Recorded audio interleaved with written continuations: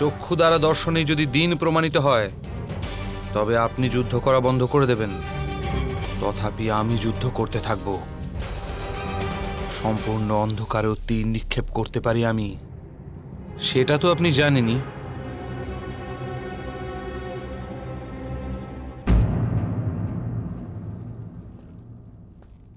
আমার অভিমত, সূর্যোদয় আর সূর্যাস্ত শঙ্খনাদ দ্বারা নির্ধারণ করা হবে। দুই সেনাবাহিনীর মহারথীরা দিনারম্ভ এবং দিনান্ত শঙ্খনাদ দ্বারা ঘোষণা করবে। উচিত সিদ্ধান্ত মহামহিম ভীষ্ম। আপনার ন্যায় বুদ্ধির ওপর পূর্ণ বিশ্বাস আছে। বাছা আমার মহামহিম,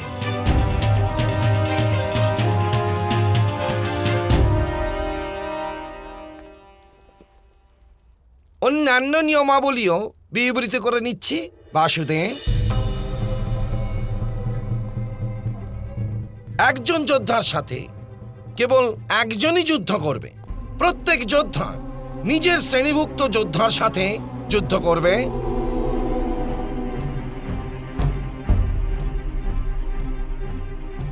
ঘায়েল, নিরস্ত্র এবং আশ্রিত কোনো যোদ্ধার ওপর কেউ প্রহার করবে না। সেবা প্রদানকারী ও শুশ্রূষা প্রদানকারীর ওপর কেউ প্রহার করবে না।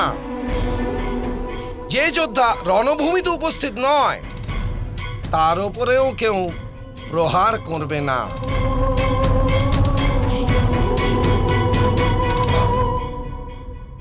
এই নিয়মাবলী ভঙ্গকারী যোদ্ধাকে মৃত্যুদণ্ড দেওয়ার উত্তরদায়িত্ব সেই যোদ্ধার সেনাপতির থাকবে।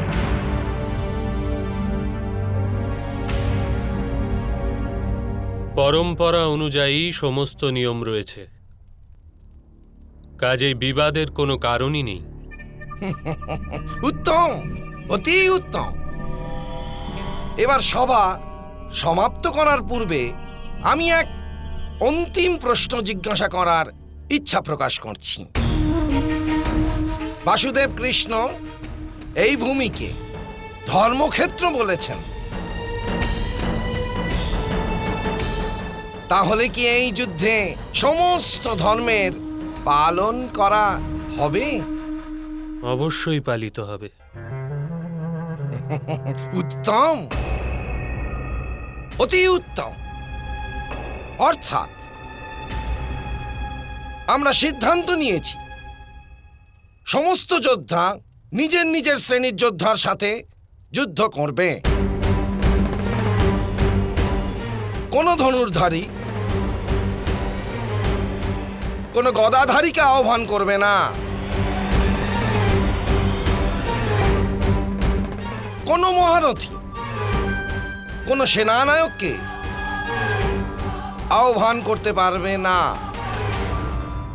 কিন্তু শাস্ত্র এবং ঐতিহ্যে পুরুষ আর স্ত্রীলোকের শ্রেণীও ভিন্ন ভিন্ন গণ্য করা হয়।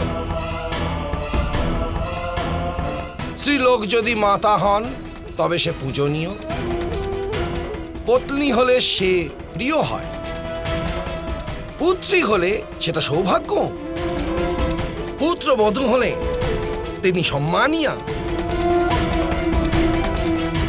স্ত্রীলোকের সাথে কদাপি বিবাদও হয়, তথাপি স্ত্রীলোকের ওপর প্রহারকে নরকের মার্গ বলে গণ্য করা হয়।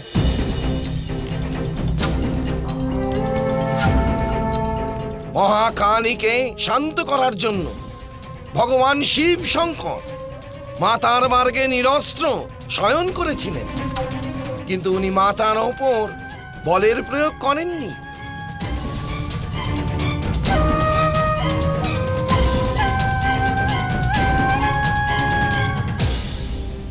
তাহলে যদি কোনো স্ত্রীলোক রণভূমিতে অস্ত্র নিয়ে দাঁড়িয়ে পড়েন, তখন কি কোনো পুরুষ তাকে প্রহার করতে পারেন?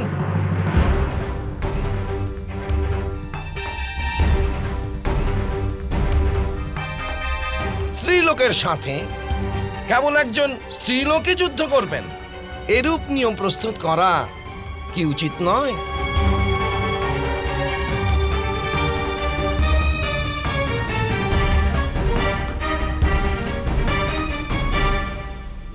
পাণ্ডুপুত্র যুধিষ্ঠির, আপনি তো ধর্মের সর্বাপেক্ষা মহাজ্ঞানী হন। যদি আপনি বলেন এই যুদ্ধে স্ত্রীলোকের ওপর প্রহার করা উচিত কার্য, তাহলে আপনি অধর্মের স্থাপনা করবেন।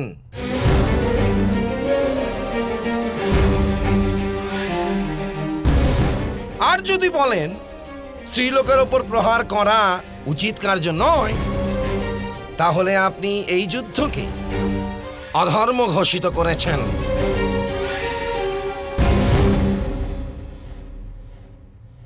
এ কি প্রকারের প্রশ্ন? যখন আমি স্বয়ং নিজের ওপর প্রহারের অনুমতি সবাইকে দিচ্ছি, তখন এই ধর্মের প্রশ্ন কোথা থেকে আসছে? ধর্ম এবং পরম্পরা কোনো একজনের বুদ্ধিতে চলে না দেবী।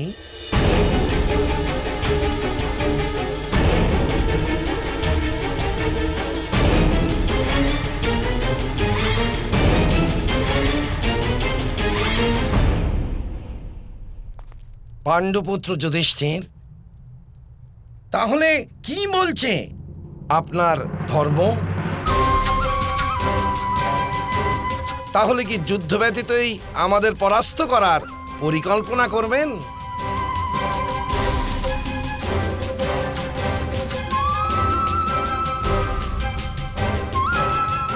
কারণ আপনার সেনাপতির সম্মুখে আমাদের সৈন্যবাহিনীর কোনো যোদ্ধা অস্ত্র ধারণ করবে না।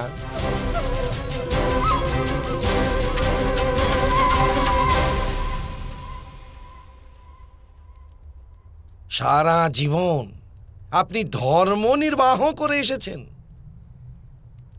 এখন কি বিজয় প্রাপ্ত করার জন্য ধর্মকে কি ত্যাগ করবেন?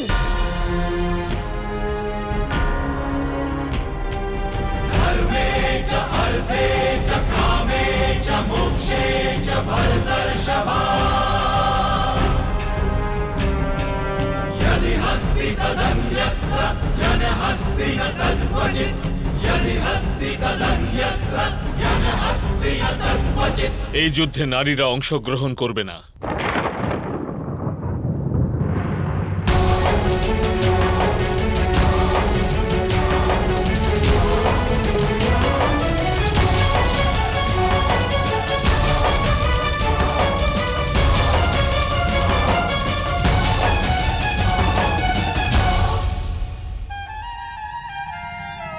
আমরা সহমত।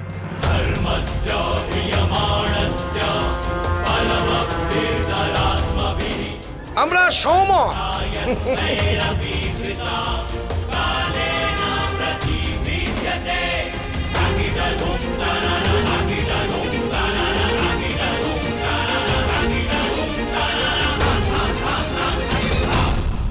আমি তোমাকে বলেছিলাম বাছা আমার, যুধিষ্ঠিরের ধর্ম তোমার বিজয়ের কারণ হবে।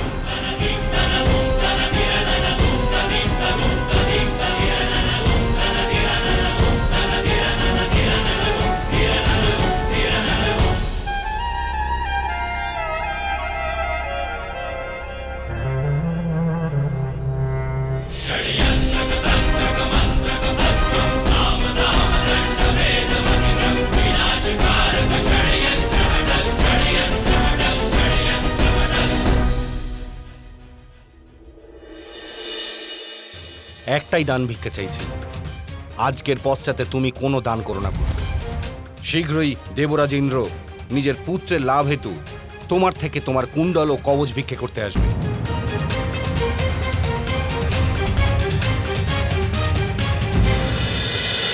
মহাভারত